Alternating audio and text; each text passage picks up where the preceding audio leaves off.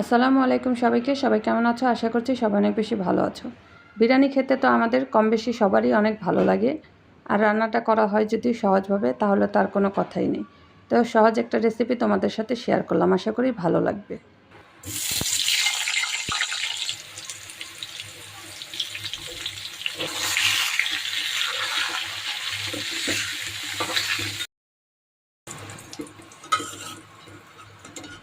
আলুগুলো ভাজা হয়ে গেছে।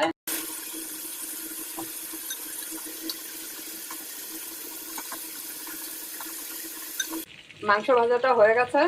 এখন এক সাইডে এটা উঠিয়ে রাখবো। এখানে তেলটা দিয়ে দিলাম। তেল গরম হয়ে গেছে। এখন পেঁয়াজ দিয়ে দিব। গরম মশলাগুলো দিয়ে দিলাম। পেঁয়াজটা কিছুক্ষণ ভেজে নিব।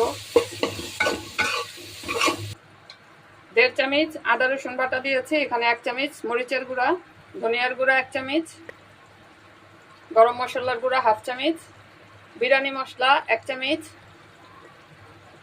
লবণ, টমেটো সস দিয়ে দিচ্ছি 2 টেবিল চামচ।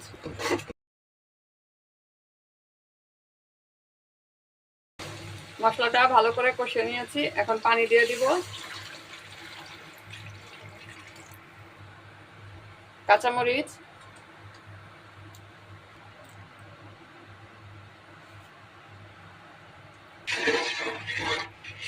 ভালো করে মিশিয়ে পানিটা বলক আনিয়ে নিব।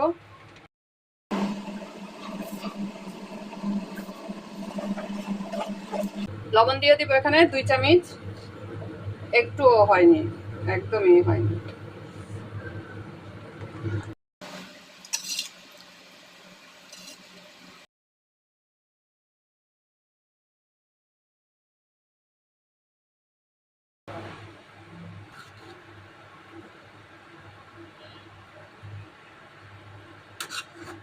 একটু উল্টিয়ে পাল্টিয়ে দিব।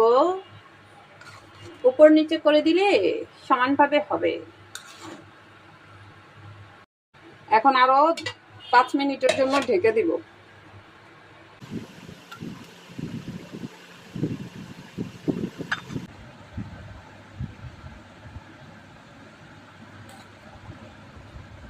এসে পড়লো বিরিয়ানির মেন আলু।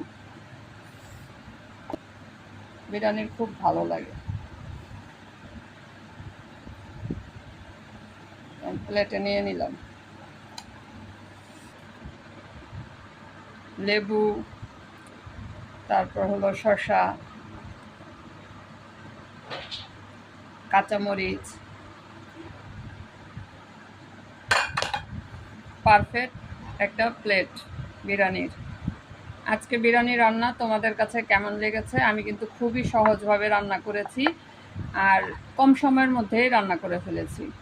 তো ভালো লাগলে অবশ্যই লাইক কমেন্ট শেয়ার করে দিও। সবাই ভালো থেকো। আল্লাহ হাফেজ। এখন আমরা খাবো।